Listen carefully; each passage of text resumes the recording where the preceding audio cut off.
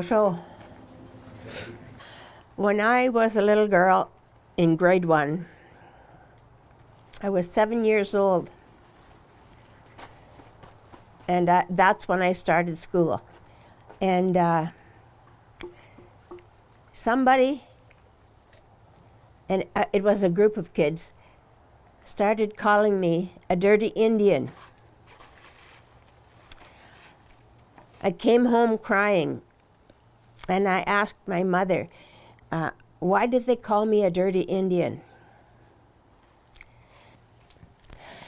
And she put her arm over me because she was sitting in a big green chair. And she said, they do that because they are ignorant.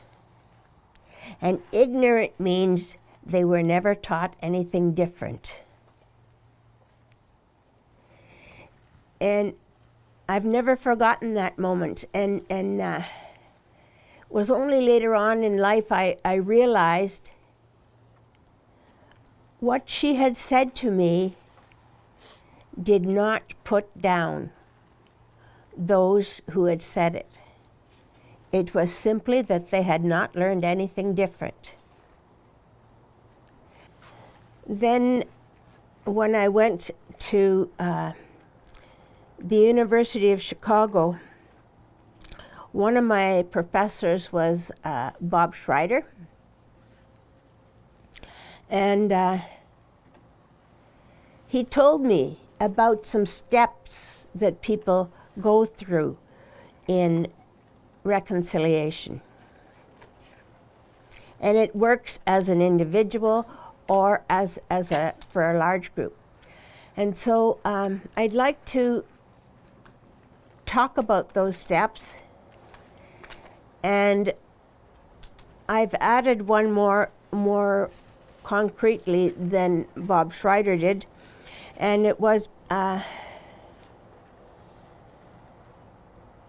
with respect to colonization.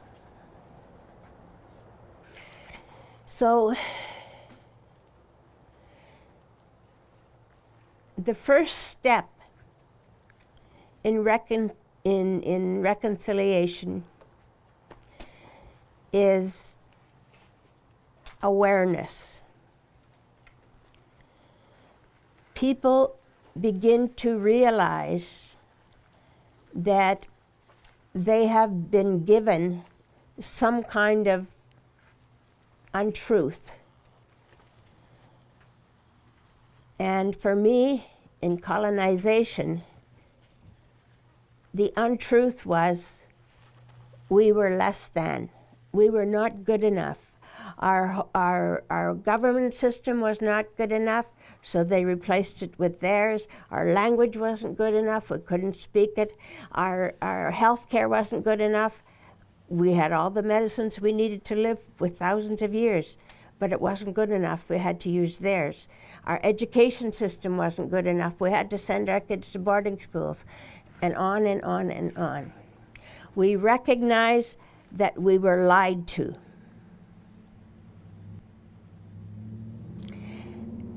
And the next step is feeling anger. Being angry that we were lied to. We were given a false teaching. So when we get angry, we are angry for as long as it takes till we believe we have really been heard. Not whether they really said they're sorry, but until we believe they really are sorry.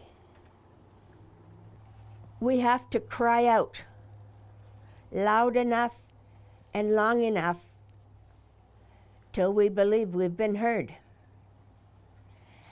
And then it's the one who has been lied to, or the oppressed, has to be able to go to the one who has oppressed them And they are the ones who forgive the oppressor. We can let go of some of that anger, actually, and then we can move to the next level. And we can be angry today and peaceful tomorrow and angry again the next day. It comes back and forth. We move through those steps, like you said, at our own pace. And we can't just say, I'm angry and it's over with. I can be angry again. The next step is forgiveness of ourselves. And what we have to do in this colonization part is a couple of things. One is we have to recognize that colonization happened. There's nothing we can do about that. But what we can do is make peace with that kind of process that colonization happened. And the other is we have to acknowledge within ourselves that we began to believe the lie that was given to us. And forgive ourselves for believing the lie that they gave to us. The next step is recreating our own truth. And that is to say, we have goodness and beauty and dignity in who we are. So when we recreate that truth, then we can forgive those who said, you're a dirty Indian, you're a drunken Indian, you're lazy, all the things that were said about us.